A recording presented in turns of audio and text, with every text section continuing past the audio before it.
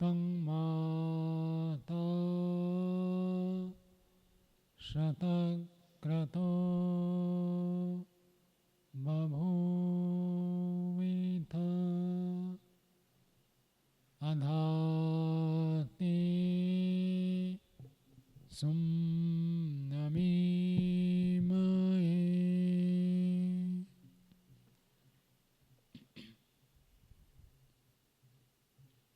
प्रातःकालीन यज्ञ सत्संग में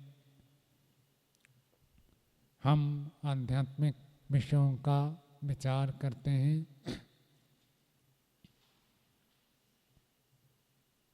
मनुष्य के जीवन को उन्नत करने के लिए, श्रेष्ठ बनाने के लिए सामग्रिक रूप में यदि देखें, पूर्णता के रूप से यदि देखें, योग के 8 अंग,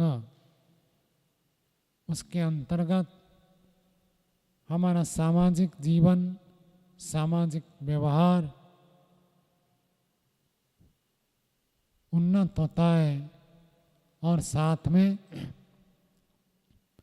आध्यात्मिक जीवन में उन्नत होता है। योग के 8 अंग केवल आध्यात्मिक उन्नति के लिए उद्दिष्ट है, ऐसा नहीं है। जो व्यक्ति योग के 8 अंगों का श्रद्धापूर्वक अनुष्ठान करता है, पालन करता है, उसके जीवन में आध्यात्मिक उन्नति तो होती ही है, उसके साथ साथ उसका पारिवारिक जीवन, सामाजिक जीवन, राष्ट्रीय जीवन, इस विश्व ब्रह्मांड में जो हम अन्यों के साथ सह अस्तित्व में जीते हैं, वह भी आदर्श होता है, ऊंचा होता है, श्रेष्ठ होता है।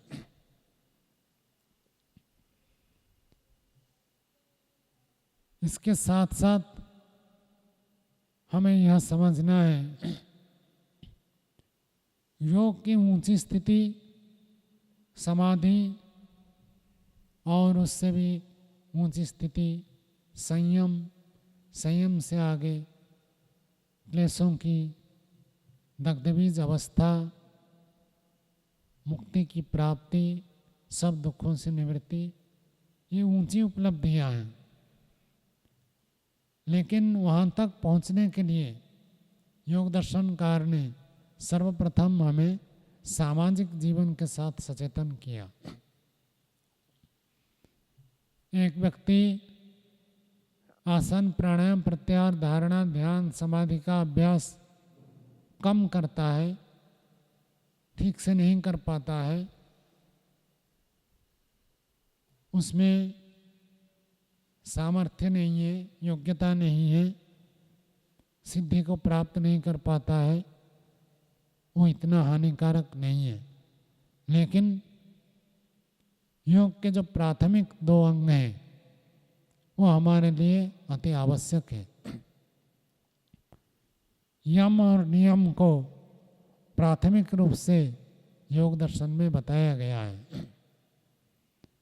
और योग दर्शन में जो यम नियम की चर्चा है, यम हमारे सामाजिक जीवन के साथ संबंध रखता है और नियम हमारे व्यक्तिगत जीवन के साथ संबंध रखता है। यम और नियम ये प्राथमिक है, प्रारंभिक है। योगाभ्यास यहाँ से प्रारंभ करते हैं। जो व्यक्ति यम नियम का पालन नहीं करता है, वो आगे कभी भी ध्यान समाधि में सफलता को प्राप्त नहीं कर सकता, संभव नहीं है। तो हमारा जीवन, अथवा यूं कहिए योगमय जीवन आरंभ होता है यम नियम के पालन से। यम नियम को जो व्यक्ति जितना अधिक जागरूकता के साथ पालन करता है, वही व्यक्ति जीवन में आगे चलकर समाधि तक बढ़ सकता है, पहुंच सकता है। सबसे पहला है यम। यम और नियम, इन दोनों में जब यदि तुलना करें तो नियमों की अपेक्षा यम अधिक महत्वपूर्ण है। नियमों में कभी भंग हो जाए तो चलेगा, किंतु यमों का भंग करना निषेध है, सर्वथा निषेध है। कभी भी यमों का भंग नहीं करना है। यम के अंतर्गत हमने अहिंसा के ऊपर विस्तृत रूप से विचार किया, विवेचन किया। प्रत्येक दिन प्रत्येक व्यक्ति के साथ व्यवहार करते हुए अहिंसा का पालन करना है। हर एक के साथ, केवल मनुष्य नहीं, प्राणी मात्र के साथ अहिंसा का पालन करने का विधान किया गया है। ऋषियों ने बताया है, केवल योग दर्शन नहीं, वैशेषिक दर्शन में भी बताया, यमों का पालन करना आवश्यक है।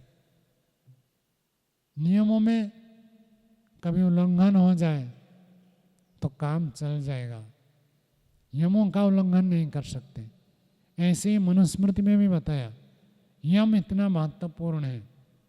और यम में प्रथम यम है अहिंसा। हम अहिंसा का पालन करते हैं। पहला भाग है जीवन को उन्नत करने के लिए।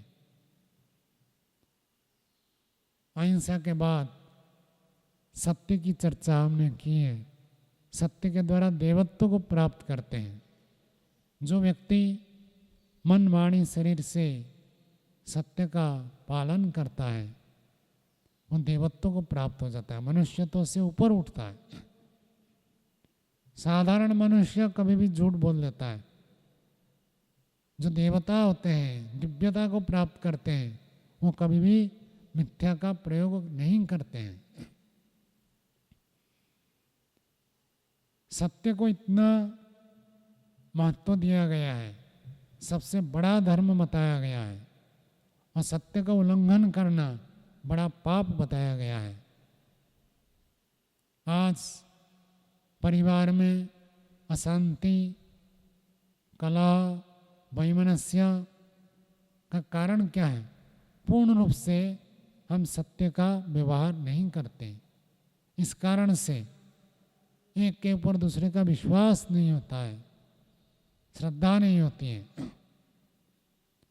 यदि हम सत्य का पूरा पूरा पालन करें तो हमारा जीवन दिव्य हो जाएगा। परिवार में हर व्यक्ति पूर्ण रूप से सत्य का पालन करें, संस्था में हर व्यक्ति सत्य का पालन करें, चाहे माता पिता संतान हो अथवा गुरु आचार्य शिष्य विद्यार्थी अध्यापक, सब सत्य का पालन करें, एक दिव्य अनुभूति होती है। सत्य को इतना महत्व दिया गया है। सत्य क्या है? जो बात जैसे है, जो पदार्थ जैसा है, उसको वैसे ही जानना, वैसे ही मानना, वैसे ही बोलना, वैसे ही प्रकाशित करना, लिखना और वैसे ही आचरण करना, जैसा वैसा, तो उसको सत्य कहते हैं। जैसे हमने प्रत्यक्ष किया वैसे ही बोलना और वैसे ही विचार किया। प्रत्यक्ष आपने देखा,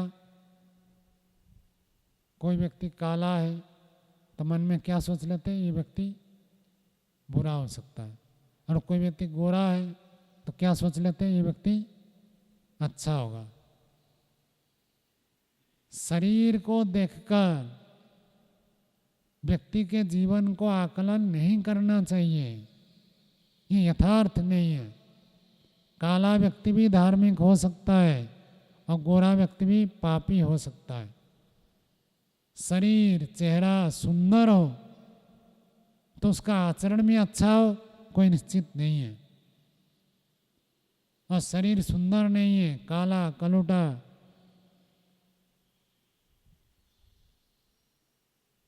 विकलांग हो तो पापी होगा जरूरी नहीं है, पुण्यात्मा भी हो सकता है, पुण्य का आचरण करने वाला हो सकता है, अच्छी भावना रखने वाला हो सकता है। तो जैसे देखा वैसे सोचना है। रूप को देखकर चरित्र का आकलन नहीं कर सकते। रूप को देखकर व्यक्ति का जीवन, व्यक्ति का चरित्र हम मान लेते हैं, कल्पना कर लेते हैं, ये दोष, ये सत्य नहीं है।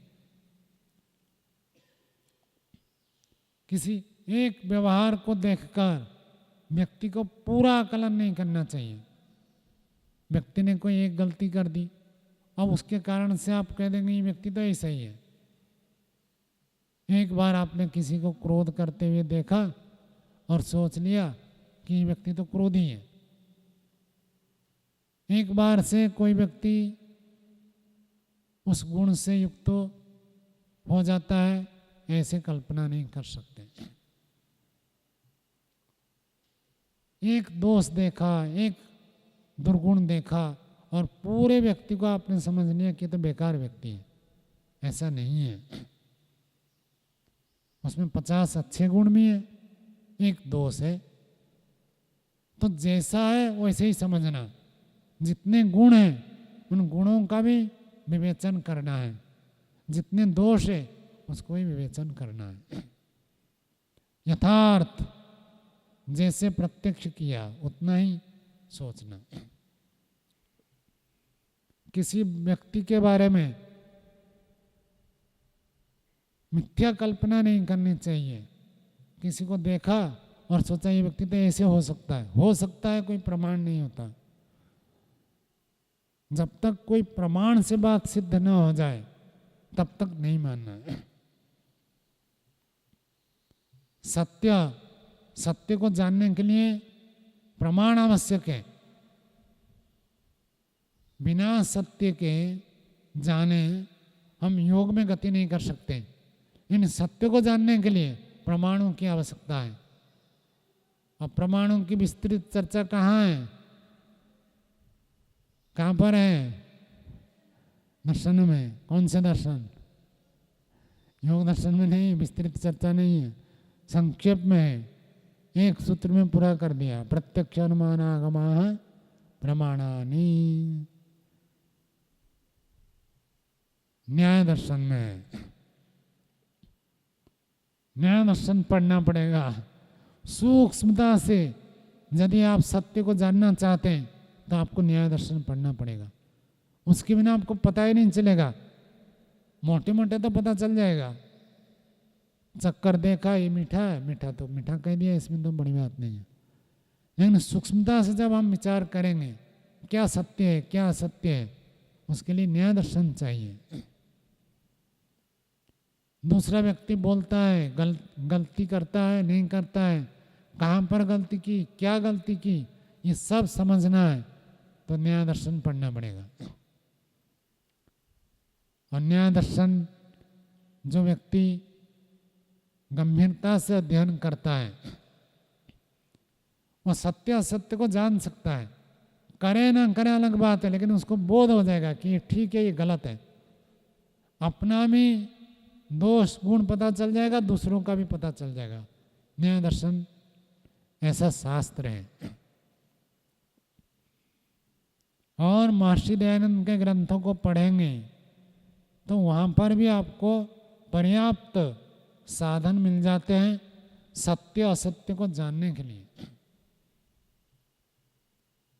सत्यार्थ प्रकाश में भी लिखा है सत्य असत्य को जानने के लिए 5 कसौटियां बताई है। कितनी कसौटियां? 5। इसके आधार पर जो बात सत्य सिद्ध हो ठीक है, और उन 5 कसौटी में जो गलत सिद्ध हो वो असत्य है। तो सत्य इतना महत्वपूर्ण है, यदि असत्य जान गए तो रास्ता से भटक जाएंगे। आप यहाँ से निकलेंगे, काला पेट पहुंच जाएंगे। काला पेट पहुंचने के बाद आपको जाना था चेन्नई और आपने इधर के रास्ता पकड़ लिया पांडिचेरी की ओर, तो कभी पहुंचेंगे क्या? नहीं पहुंचेंगे। एक तरफ चेन्नई है, दूसरी तरफ पांडिचेरी है। तो रास्ता यदि एक आपको केवल इतना गलत ज्ञान हो गया कि इधर चेन्नई है, उल्टे रास्ते में आप चल पड़े तो चलते जाएगा चलते जाएंगे चलते जाएंगे और भटक जाएंगे। कहाँ तक भटकेंगे कोई ठिकाना नहीं है। तो सत्य को जानना अति आवश्यक है। और महर्षि दयानंद को इस सत्य बहुत प्रिय था, इसलिए आर्य समाज के नियम में कितने बार सत्य शब्द का प्रयोग हुआ पता है आपको? आज पढ़ाना आर्य समाज के नियम कितने बार प्रयोग हुआ? 5 नियम देखो, 500 नियमों में सत्य शब्द का प्रयोग किया गया है। और महर्षि दयानंद का अमर ग्रंथ कौन सा है? सत्यार्थ प्रकाश। तो सत्य अर्थ का प्रकाश, सत्य के प्रति इतना प्रिय। महापुरुष तो बहुत हुए, हम स्वामी दयानंद जी को इतना श्रेष्ठ क्यों मानते हैं? क्योंकि वो सत्य को स्वीकार करते थे। और जिसके जीवन में सत्य होगा वो वेद तक पहुंचेगा ही पहुंचेगा। जिसके जीवन में सत्य होगा, सत्य को खोज करने की बुद्धि होगी, सत्य को जानने की जिज्ञासा होगी, सत्य को समझने के लिए रुचि होगी, वो निश्चित रूप से पहुंच जाएगा परम सत्य तक। व्यवहार में जो व्यक्ति सत्य आचरण करता है, सत्य बोलता है, सत्य विचार करता है, वो परम सत्य तक पहुंच जाएगा। परम सत्य क्या है राहुल जी? परम सत्य जानते हैं आप? संकोच क्यों करते? कल ही तो बताया था, हम सबकी सत्ता है परम सत्य। क्या है बताओ ओम जी? हाँ, क्या कह रहे हो? ऊंचा बोलो। हम आत्मा है, बाकी सब परिवर्तनशील है। एक सत्ता जो है कभी परिवर्तन नहीं होती। कौन सी सत्ता है? परम सत्ता, परमात्मा। परमात्मा कभी परिवर्तित नहीं होता है। हम जीवात्मा अलग अलग शरीर में जन्म लेते हैं और उस शरीर के आधार पर हमारा ज्ञान बदलता है, लेकिन परम सत्ता परमात्मा कभी बदलते नहीं है। वो हमेशा उसी रूप में रहते हैं। तो जो सत्य आचरण करेगा वो परम सत्य तक पहुंचेगा।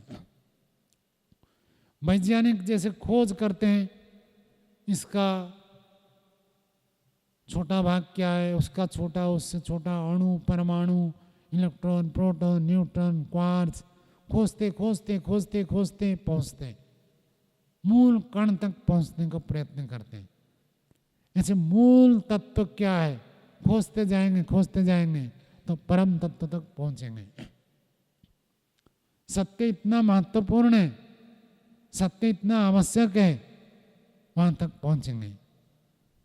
सत्य को जानने के लिए महर्षि ने 5 कसौटी लेके विशेष है, याद कर लेना, जीवन में बहुत काम आएगा। कोई भी व्यक्ति कुछ भी कह सकता है, लेकिन हमको उसके कसौटी में कसकर देखना है। जैसे सुनार के पास कोई लेकर जाएगा, कहेगा कि इस आभूषण में कितना भार है, देख कितना सोना है, कितना दूसरा तत्व मिला हुआ है, बताओ। तो कसकर देखता है, पत्थर में घिसते से वो चमकता है। यदि सोना हो तो उसको पता चल जाएगा। ऐसे ही सत्य को जानने के लिए कसौटी है। प्रथम कसौटी बताया वेद और ईश्वर। जो वेद में कहा है वो सत्य है, और जो वेद में नहीं है, वेद के विपरीत है, वो सब असत्य है। वेद के विपरीत कुछ भी हो वो असत्य है, और जो वेद में है वही सत्य है। पहले कसौटी याद हो गया सबको? वेद में जो बताया ईश्वर के गुण कर्म स्वभाव वेद में बताया, तो ईश्वर के अनुकूल कहो, वेद के अनुकूल कहो, एक ही बात है। वो पहले कसौटी है। दूसरी कसौटी है सृष्टि क्रम के अनुकूल है, सृष्टि में जैसे चल रहा है उसके अनुकूल जो है वो सत्य है, और सृष्टि के जो विपरीत है वो असत्य है। कोई कहेगा रोटी से, आटे से रोटी बनती है और मिट्टी से गेहूं उत्पन्न होता है, गेहूं से आटा, आटे से रोटी बनता है, ये सृष्टि क्रम का अनुकूल है। और कोई कहेगा हवा से मैं रोटी बना दूंगा, तो सत्य होगा झूठ होगा? झूठ होगा। माता पिता से संतान की उत्पत्ति होती है, कोई कहेगा हवा से मैं बच्चे को पैदा कर दूंगा, तो सच होगा झूठ होगा? असत्य हो जाएगा, मिथ्या हो जाएगा। सृष्टि क्रम में हम जो देखते हैं वही सत्य है, जो सृष्टि क्रम के विपरीत कुछ कहेगा तो असत्य है।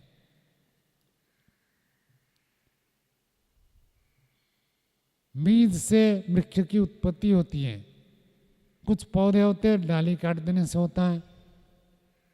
कोई कहेगा बिना बीज के और बिना डाली के ऐसे ही हवा में मैं गुलाब का फूल बना दूंगा, तो सत्य होगा असत्य होगा? असत्य। तो सृष्टि क्रम के अनुकूल हो तो सत्य होता है, सृष्टि क्रम के विपरीत हो तो असत्य होता है। तीसरी बात, 8 प्रमाण शास्त्र में बताए गए हैं। प्रत्यक्ष प्रमाण, अनुमान प्रमाण, शब्द प्रमाण, उपमान प्रमाण, ऐतिह्य प्रमाण, संभव प्रमाण, अभाव प्रमाण, अर्थापत्ति प्रमाण। इन 8 प्रमाणों से जो बात सिद्ध है वो सत्य है, और इन 8 प्रमाणों से जो विपरीत है वो असत्य है। कितनी बात हो गई? 3 कसौटियां हो गई। चौथी कसौटी बताएं। आप्त व्यक्ति, आप्त किसको कहते हैं? जो हमेशा सत्य बोलते हैं, सत्य आचरण करते हैं, परोपकारी होते हैं, धार्मिक होते हैं, ऐसे व्यक्ति को कहते हैं आप्त।